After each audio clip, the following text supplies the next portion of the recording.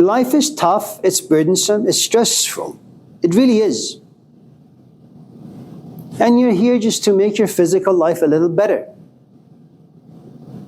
And it's no joke, you spent about 16 weeks in this classroom and other classrooms. 16 weeks. And then you take like 2 weeks or 3 weeks off, then you start the grind again, another 16 weeks. And it's not just for a year or 2 or 3. It's for the next 10 years. All for what? Food, shelter, and clothing. Now, you may love your girlfriend, okay? But if you can't give her food, if you can't give her shelter, if once in a while you can't get her like flowers or a dress or something, so she'll leave you. She's not there because you're good looking, that you have this wealth of wisdom within you. None of us have that much depth. So, money, power, security. Now ask yourself, how much time do you need to spend in a day to secure money so that you can have enough power, security? I'm not talking about living paycheck to paycheck. I'm not talking about one of those like gurus on YouTube who tells you live in the moment. I'm not talking about this from 10 to 10:15. You have to worry about the fact that you're going to get old, that once in a while you're going to get sick. You need benefit, you need health care. Which means if you have a job, you need to kiss your boss's behind every single day so he doesn't fire you. How much time do you think people spend doing this? What, 2 years? 5 years? 50 years?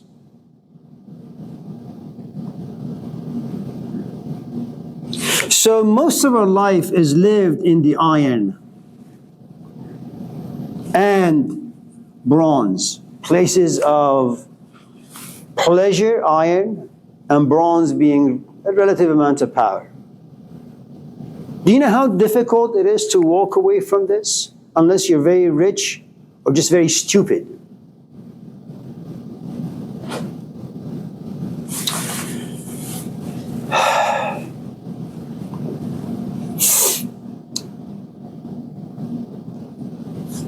Some of us in this class have companions. And in addition to having a companion, we also have children.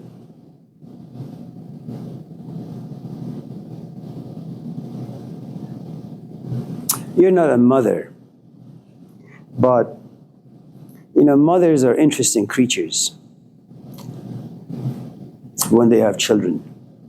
They shower once every 2-3 years because they're always exhausted.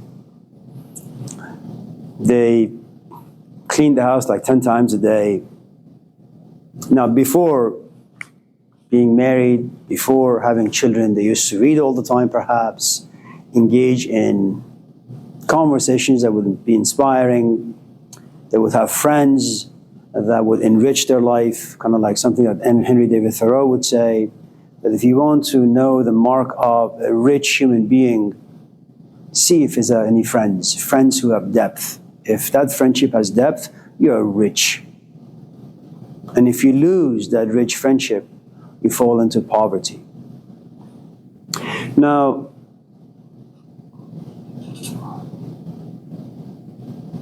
imagine that you as a man or a woman, and if you go back to Abraham Maslow, you need to understand that it is true that you have food, it is true that you have shelter, but the truth is, eating alone by yourself every single day is not fun.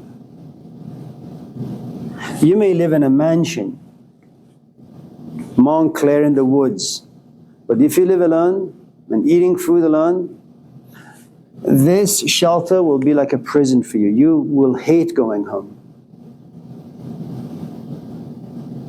Now, given the fact that you have the physical aspects, what you're looking for now is that the second temptation, which is one of psychology, where Satan looks at Jesus and says, listen, it is true that people don't have enough food or their shelter is not as interesting or pleasant or comfortable.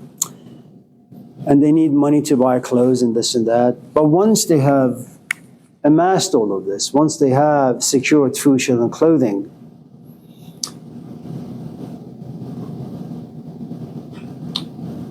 their brain becomes calcified. It's like once you get married and once you have children, you don't have time to do anything. Read, engage in conversations, run into your friends and chat with them about things that are meaningful. It's all revolving around your husband or your wife, around your kids, the school they got to go to, the friends they got, how much money you need to make in order to kind of just survive. And you realize all of your conversation is just meaty. It's connected to your physical body. There is no horizontal. There is no spiritual. There is no intellectual. Everything is in the service of satisfying food, shelter, and clothing. And this is tough, man. Now, your condition is far worse because you are born in America. You are an American. This is capitalism. So everything is 10 times as difficult. In the Middle East, you buy your house outright. You owe zero to the banks. You buy your car outright. You don't owe anything to anyone. And because it's a third world poor country, it's not industrialized, your foundation is religion, philosophy. That's what you just talk about. I mean, in Palestine, all you talk about is justice. It doesn't mean you don't have like fun once in a while where it's mindless, but your physical condition won't allow too much fun out there. And in fact, if you were to have too much fun, other people will shame you. Because there are other things at stake. Okay. So, in a culture such as this, food, shelter, and clothing, they're always in jeopardy. It's like people going behind closed doors, playing some games with the stock market, and you will experience the thing that happened here in 2008. Everybody loses their house, okay? They lose their marriage, their kids are abandoned, and they're not depressed. They have nothing. Whose fault is it? Well, some greedy people out there, you know. So remember, in this system, security is very, very difficult to find. Now, let's just say you have the security. Well, there comes a point in your life where the second temptation comes in, which is people are bored. Can you, Jesus, do something to inspire people? Like what, he asks. Well, jump from a building. You know, jump from the tower building across his classroom. And just as you're about to hit the ground, 2 angels will appear and just grab you and hold you and kiss you. And people will say, oh my God, this really truly is the man of God. And you realize the second problem, which is the following. You have enough food in your life and you have a beautiful house. But psychologically now you have poverty. It's not so much physical anymore. It's psychological. You need someone to break bread with. You need a father or a mother or a companion or a friend or a dog. You just hate being alone. Your value goes down. You get depressed. You have zero confidence. You're just undigestible to people out there. You know, it is true that your mom may come to your house and say, son, why are you depressed? You have a nice job, you have this, you have that, you should be happy. What she doesn't see is that, yes, on the surface, you have all the physical securities. Your problem is you just need someone to walk into your life, to mesmerize you, to give you some excitement. Now, what you're dealing with is psychology. Now, let's just say you do have a companion. Now, here's the thing you need to know about the horizontal. There is the story that comes to us from Alcibiades. He's a Greek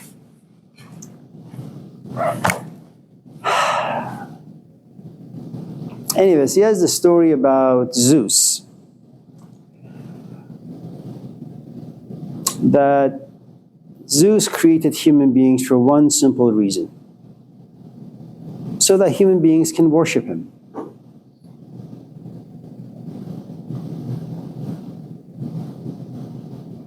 Which is really good. So, what happened was that Zeus creates a human being, and this human being is half masculine and half feminine. In other words, this human being is perfect. And when you're perfect, who do you worship? Yahweh? Jesus? Zeus? No, when you're perfect, you worship yourself. Zeus comes to realize his mistake. Why did I have to create such a perfect entity? So you know what he does? Because Zeus is not being worshipped anymore. He cuts this human being in half and throws one half in the Middle East and the other half in America. And so he says, as long as these two halves never meet, they'll always remain unhappy and discontent. Now, and what happens is, because we need companions, what you'll do is you just go around, meet people, say hello to them, get married to them, but they're not really your other half. So what happens is a good amount of grinding that needs to take place. You fight all the time, or maybe you disagree on things, and then you have to fight, and then you have to make peace, and then you have to compromise, and all these other things happen. Do you know how long and how much space it occupies inside you when you have a disagreement with your companion? When you suffer from loneliness and depression and betrayals? Add to the fact that meaty life, the iron life, in the end, the only reflection of yourself you have is, I'm all meat and no spirit. And you want some excitement in your life. And so you go out there spending a good amount of hours, a good amount of your youth, trying to find something that will inspire and excite you.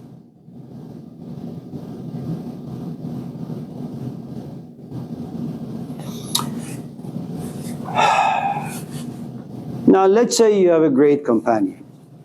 And let's say your physical life is great.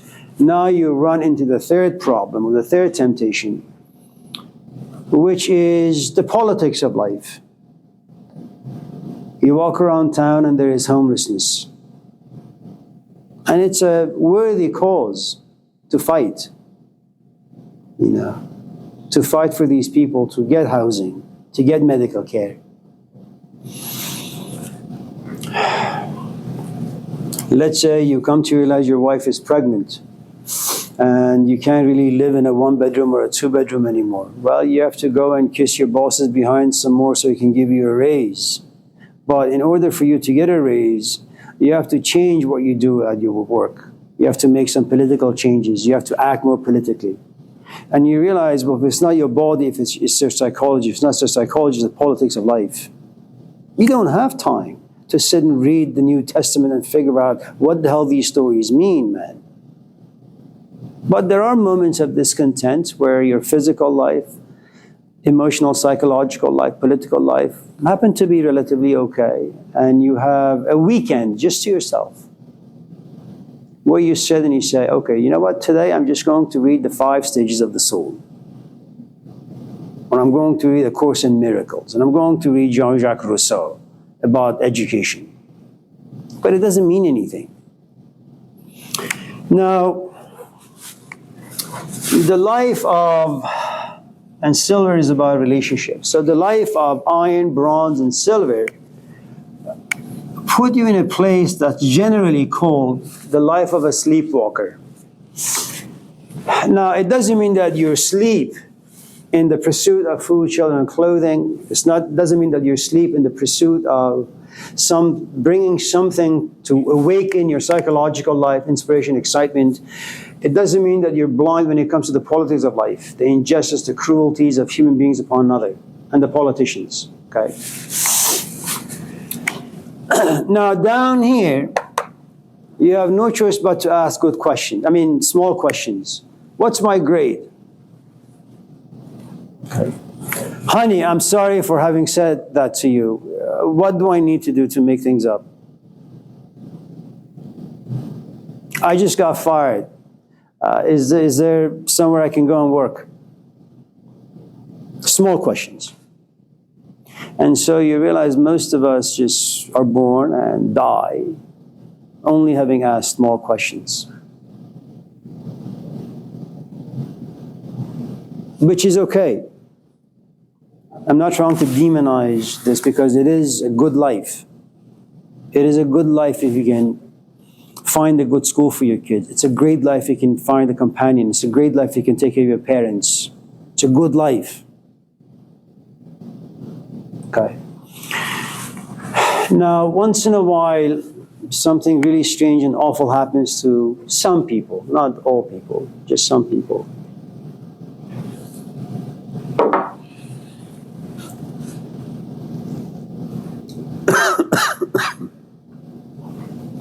And as always, I don't know how it happens, but it happens nevertheless.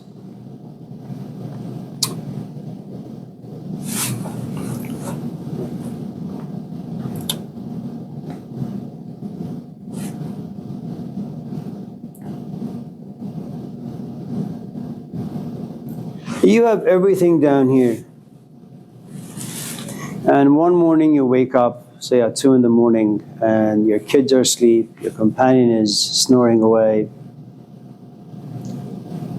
And like Tolstoy, you begin to ask some existential question. And by existential questions, I mean, it's a set of questions where you ask about the meaning of your life in the grand scheme of things.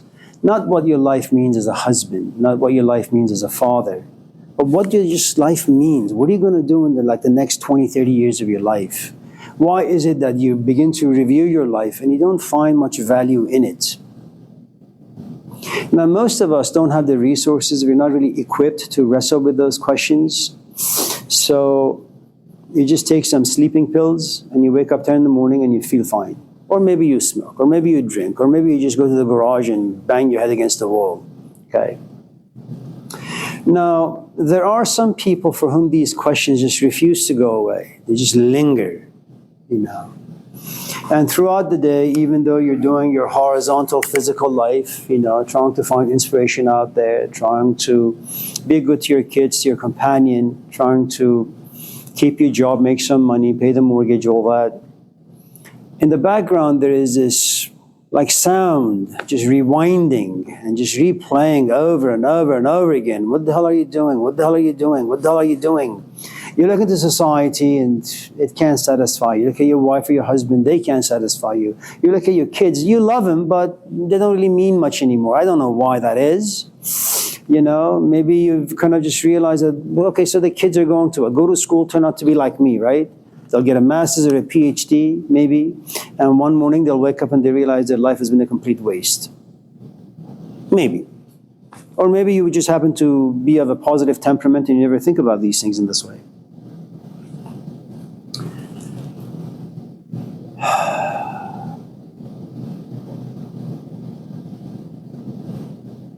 And so, the big questions of life begin to kind of attack you on a regular basis. And it is at this stage that you begin to move upwards, vertical. And it's a very gradual, it's a very slow progress because there are lots of things you have to overcome before you can actually kind of figure things out a little bit. So you get a call. So if down here in the bronze, in the iron, bronze, and silver, you get calls about what do I need to do to make more money? What do I need to do to buy a bigger house? Or what do I need to do to make my life more psychologically, emotionally exciting and inspiring? Or what do I need to do to make peace with my wife? Okay. These are all calls that you get. This other call that you get when you want to go vertical, upwards, it really no longer has to do with the meat of your life. And your intellect is no longer serving the meat of your life. Because if you want to make more money, you have to use your brain. You look at your environment, physical environment, you have two bosses, then you have to be cunning and you have to be political. Do I go to the boss who's mean-spirited, or do I go to the boss with whom I have some things in common? Okay? If your wife is angry with you, say, okay, what do I need to do to make her like me? So you go to Trader Joe's or the cemetery, you steal some flowers, you take it to her, and you say, honey, let's go out tonight. And you take her to In-N-Out. Okay? And you order for her a number 2, cheeseburger, fries, and Coke. But don't buy the Coke, just get water and fill it with Coke. It'll be less expensive. Now, this other call, and you don't know why it's there. It just happens. And it can happen organically, or it can be manufactured. Organically in the sense that, I don't know, certain events happen in your life where you come to realize most of what you've been questioning is ridiculous and stupid. Important, but nevertheless ridiculous. Or a Socrates walks into Plato's life and makes all the things that Plato believed in irrelevant. Okay. Now,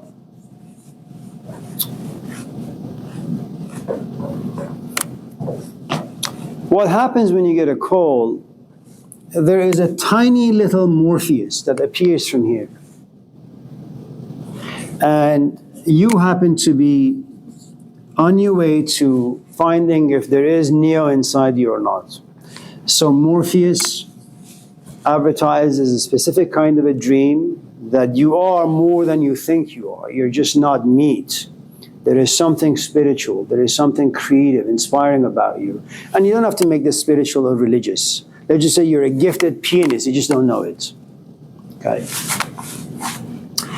Now, what Morpheus asks Neo to do is meet me at Adams Street Bridge or something. Now, remember what a bridge is? It's you're walking from one world to another. Adam happens to be the father of humanity. Okay. Now, the problem with this sort of a call is when they come to pick you up, if you've seen the movie, it's Switch and Trinity. I forget the guy's name. You realize that the call is going to make some demands on you. Okay? That maybe you shouldn't care so much about your job. You shouldn't care so much about just cheesy, ridiculous entertainments. Okay? And you shouldn't care. And when I say you shouldn't, it just happens organically. You begin to care less as time passes. As this call increases, these calls begin to diminish in intensity and interest. Now, what happens in the call, because now you get a brand new set of questions, is first, if you've seen the movie, The Matrix, it's raining. Second, it's dark. And there are moments you want to get out, as Neo tried to in the car. He opens the door and he says, what the hell is this? I'm going to go out. He opens the door. There is not a single soul in the street. See, here, if you have questions about your work, about how to find entertainment, or how to take care of your companion, your kids, there are books you can refer to. There are all sorts of signposts out there for you. You're not going to be completely lost. Here, there is no one there, because the questions are different, and the answers are going to be different. There are no signposts. And you have to trust a guy named Morpheus, and you don't know much about him. You don't know his past. You don't know his intentions. You have no idea where you're going. Here, at least, these things, you can see and taste with your five senses. And they are beautiful. They're like a GPS to your life. Here, it's a leap of faith. Now, the problem with getting the call and the call bringing about all these questions, you enter the second stage and it's called the struggle. Once you break through and go towards the vertical,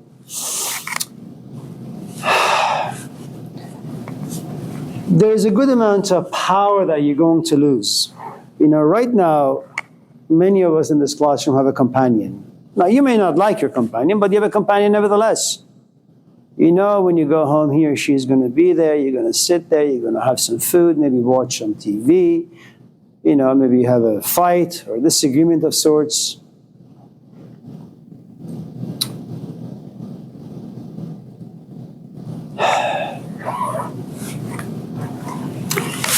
You're going to struggle because you don't understand your questions. You're going to struggle because you don't understand your discontent. You're going to look down here and say, I have everything that a human being would ever want in a lifetime. What is wrong with me? A call by itself, it doesn't live in a vacuum. It brings about guilt. It brings about shame. It brings about anger. You have to get rid of all this, or at least you have to make peace with these emotions. And you're going to struggle. Now, if you happen to be married, for example, man, you better pretend well as you're moving towards the vertical. Because if your companion comes to realize you don't care as much about the life you've created with him or her for the past like 10, 15, 20 years, you don't want that person to wake up from this dream that you've created for them. Okay? Anyways. Do you have any questions?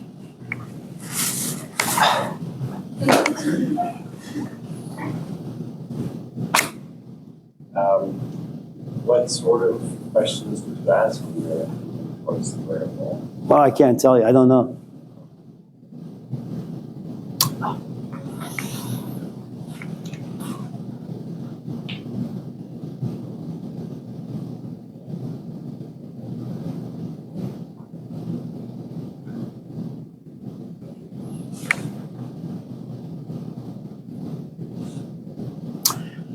Let's say you have a companion and things are good.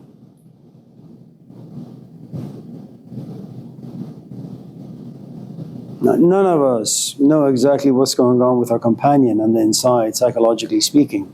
They may hate us, but they just laugh and they seem to be having a good time with us, right? So imagine as you leave the class, you check your phone and there is a message.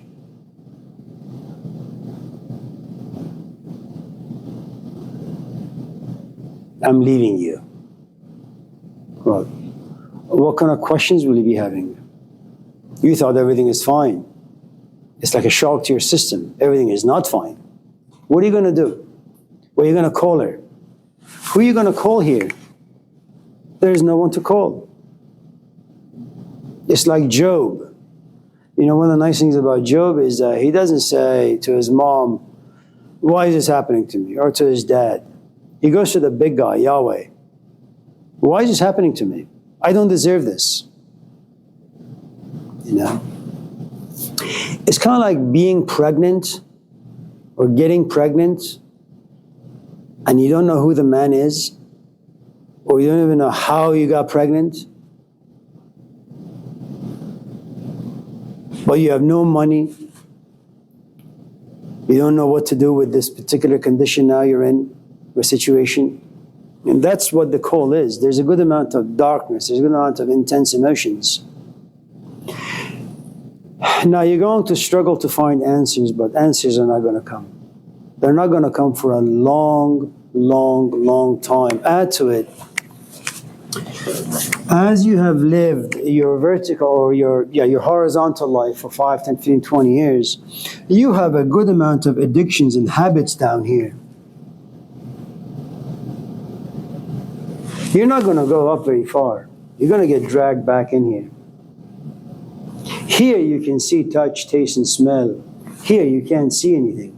There is nothing you can touch or smell. All that you can see is I'm angry, I'm pissed off, I'm sad, I'm depressed, I'm lonely.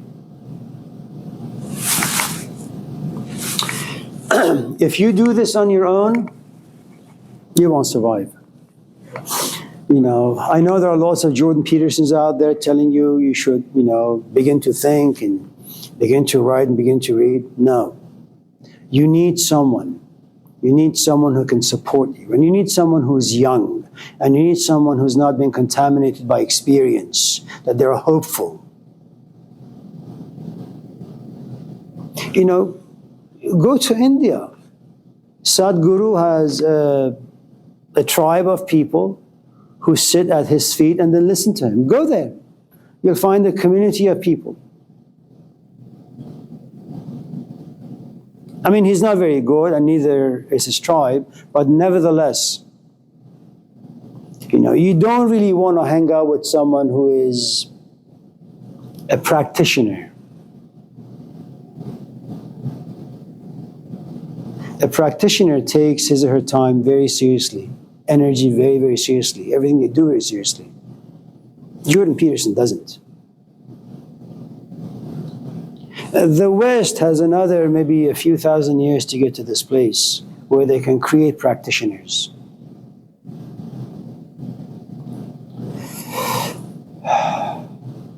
It's like anything else in life. If you want to learn how to play the piano, find a good piano teacher. I have no doubt you can learn on your own, but there comes a point where you just will stop improving.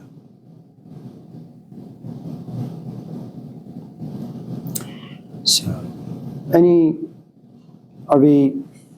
oh yes, yeah. I can keep asking questions, but That's okay. I have one more. Sure. So you mentioned that this quest of vertical living will last 10, 15 years, which means that there might be a plateau of sorts. What happens after that?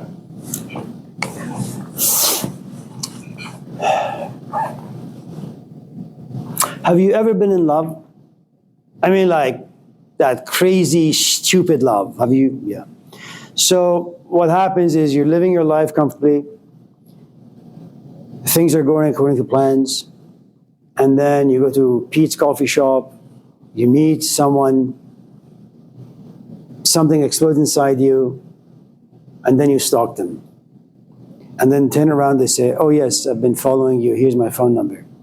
And then you guys meet on a regular basis. And after 2 weeks, you wake up, you say, I'm in love. Now, before you actually express your love to this other person, you go through a good amount of sleepless nights. You can't eat, you're miserable, you can't have fun with your friends. So there's a good amount of psychic tension that's living inside you. There comes a point where you and this person are together, and maybe you're just laying in bed, and you look at her and you say, I love you. And she says, I love you too. And then you engage in physical intimacy, what they call making love, having sex. So what happens is you're at the zenith, okay? You have so much passion now that this passion comes down and finds a way, in its own unique way, it finds a way to use your own body and to use the other person's body to experience love in a very, very physical way. If that doesn't make sense, and as I'm hearing myself talk, it doesn't make sense to me, watch the movie like Water for Chocolate. So what you have is a woman who really, really wants to be with this man, but her mother says no. And then she weeps. And some of her tears get in the soup that she's making for the people. The guests begin to have some soup, and all of a sudden they begin to cry. That the energy that lives inside her contaminates the soup. And then there is another scene where she's just made love, or she loves this person, and she's joyous, and the happiness gets inside the soup, and it's erotic happiness. And everybody eats the soup, or drinks it, and then they all go out there and they begin to give themselves pleasure. So once you get to the top level, you'll be like Jesus, who says, you know what? Or you'll be like Moses. And one of the nice things about the Ten Commandments, and let me just say this and we'll go home. The nice thing about the Ten Commandments, the first four is about you. You know, figure out the God you worship, but make sure you also recognize and honor the gods below this main God. Love God, know the importance of money, know the importance of children, know the importance of a companion, know the importance of parents, okay? Then the second commandment is, whatever God you worship, make sure you don't make a statue or a painting of it. Allow it to remain invisible, so the longing, the yearning, the quest can continue. Make sure there are no fixed images. The pronouns are always shifting and changing. The third, don't speak about it. It's a very private thing. Keep it to yourself. And language creates images. Fourth, if you can do number 1, 2, 3, you have an anchor, you have a foundation, we call it Sabbath. Your journey is complete. Now that your journey is complete, go back in the world. You know what you should do once back in the world? After you've perfected your interior to your own capacity? Be good to your parents. And just because something is out there, don't just take it. Don't be greedy. Don't lie. Don't cheat. Don't steal. And what you realize is that once you've completed your own personal journey, you're encouraged to go back into society and be a light to darkness, if I can say it poetically. Before giving him another few minutes to ask more questions, let's just run away. So, I'm just kidding. So it's good to see all of you. Have a nice weekend. And I'll see you next week. Thank you. Thank you.